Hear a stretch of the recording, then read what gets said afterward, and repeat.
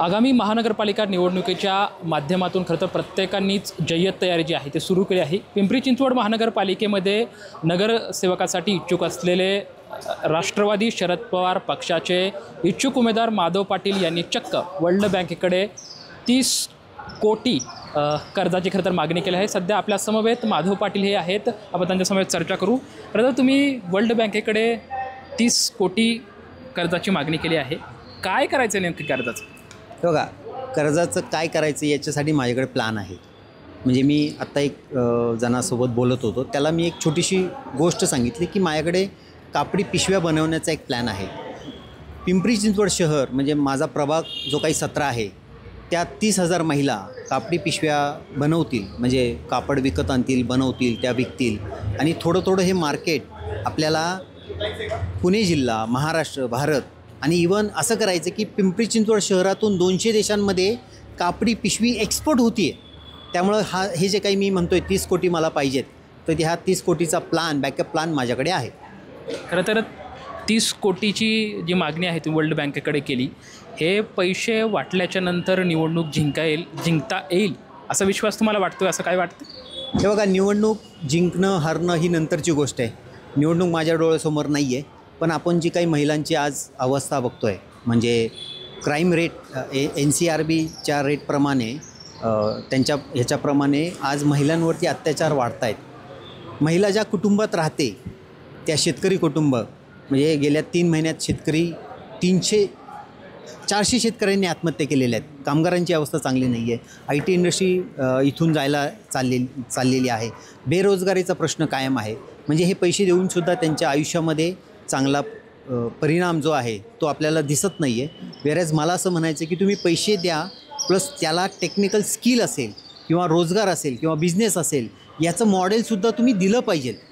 हे पैसे दिले त्याचं इम्पॅक्ट ॲनालिसिस झालं पाहिजे आणि मला असं वाटतं ते झालेलं नाही आहे। पण हे जे काही 10,000 ₹1 मी प्रत्येक महिलेसाठी मागतो आहे माझ्या प्रभाग 17मध्ये, माझ्याकडं मॉडेल आहे, माझ्याकडं कल्पना आहेत की जेणेकरून मला विश्वास आहे की या मॉडेलवर या महिलांनी काम केलं तर आम्ही या 10,000चे नक्कीच 10 लाख रुपये करू शकू, असा मला विश्वास आहे। पण निवडणुकीच्या अनुषंगाने निवळ एक स्टंटबाजी आहे असं काय वाटतंय? म्हणजे मला असं वाटतं की स्टंट हे गव्हर्मेंट सरकार, म्हणजे हे जे काही महाराष्ट्र, बिहार आणि मध्य प्रदेशचं सरकार आहे ते करतं आहे। कारण पैसे द्या, वोट घ्या, म्हणजे आजकाल कुठलाही मुलगा सांगेल, राजनीतिक तज्ज्ञ किंवा राजकारणातली माणसं हे सांगतील, पण कोणीही कॉमन मॅनसुद्धा सांगेल की पैसे हे देत आहेत आणि मतं घेत आहेत। वेरॅज मला हे 10,000चं जे काही बिहारचं मॉडेल आहे त्याच्या विरोधात ₹10,001चं मॉडेल प्रस्थापित करायचं आहे की 5 स्क्वेअर किलोमीटरमध्ये प्रभाग 17 आहे, 30,000 महिला आहेत आणि त्यांना मला हे पैसे देऊन रोजगार निर्मिती करायचे आणि त्या 10,000चे मला 10 लाख रुपये करायचे आणि याचं मॉडेल माझ्याकडे, ते मला जनतेला दाखवायचं आहे। मला नगरसेवक होण्यात इंटरेस्ट नाही आहे। मला 30,000 जर महिला सक्षम होत असतील तर याच्यापेक्षा नगरसेवक काय घेऊन बसलात? काहीच नाही आहे त्याच्यासमोर। खरं तर सध्या महाराष्ट्रामध्ये असलेली लाडकी बहीण योजना असेल किंवा बिहारमध्ये जे काही महिलांच्या खात्यावरती पैसे वाटप केले, म्हणजे हाच मुद्दा आहे का निवडणूक सत्ताधाऱ्यांचा जिंकण्याचा, म्हणून हा सर्व खटाटोप आहे का? आणि दुसरा प्रश्न यालाच जोडून मी विचारतो की आता जी वर्ल्ड बँक आहे हे तुमच्या खरं पत्राचा विचार करेन आणि पैसे देणं असं तुम्हाला वाटतंय? हे बघा, 3 विधानसभेच्या निवडणुका झाल्या, याच्यामध्ये सरकारने पैसे दिले आणि निवडणुका जिंकल्या, हे सगळ्यांना माहिती आहे।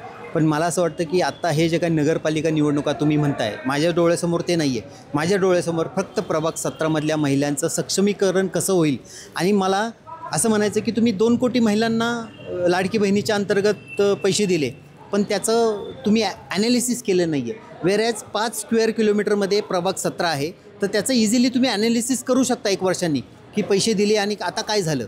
सो मला असं वाटतं की मी जागतिक बँकेला जे काही पत्र लिहिलेलं आहे त्याच्यावरती मी फॉलोअप घेणार आहे आणि जागतिक बँक भारतभर अनेक उपक्रमांसाठी पैसे देते, नदीसाठी सुद्धा दिलेलं आहे आणि या भारताचा एक नागरिक या सिस्टीमचा एक पार्ट आहे असं मला वाटतं आहे, आणि म्हणून मी ते पत्र लिहिले आणि याच्यावरती जागतिक बँक नक्कीच विचार करेल। कारण आता AIचं युग आहे, जागतिक बँकेलासुद्धा माहिती आहे की भारतात काय चाललेलं आहे, कशा प्रकारे निवडणुका जिंकल्या जात आहे, कशी लोकशाहीची थट्टा केली जात आहे, तर याच्या विरोधात जागतिक बँकसुद्धा एखादं पाऊल उचलेल।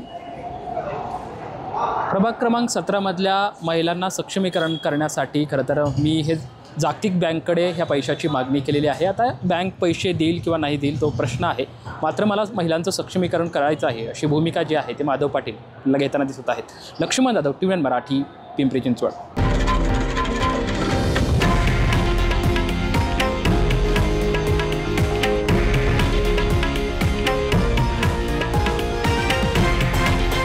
हे आहे देशातील नंबर 1 न्यूज नेटवर्क आणि आपण पाहत आहात TV9 मराठी, एकमेव.